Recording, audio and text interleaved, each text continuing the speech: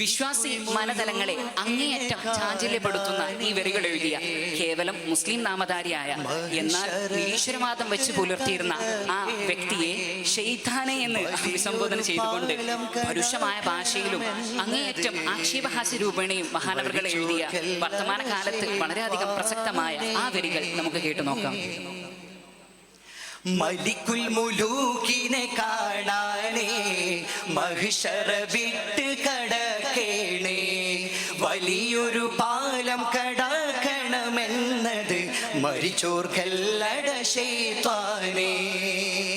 രാജാതിരാജനായ റബ്ബ് സുബ്ഹാനഹു വ തആലയെ കാണുന്നുണ്ടെങ്കിൽ നീ പറയുന്നത് പോലെ അത്ര എളുപ്പമൊന്നുമില്ല.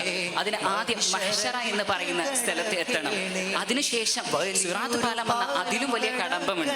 അതൊക്കെ കടന്നു ചെന്നാലും ഇതൊക്കെ മരിച്ചോർക്ക് പറഞ്ഞ കാര്യമില്ലേ, ഇതിനെ ഇവിടെ നിന്ന് നിഷേധിച്ചിട്ട് എന്താണ് കാര്യം ഷെയ്ത്താനെ എന്ന് മഹാനവറുകൾ ചോദിക്കുകയാണ്.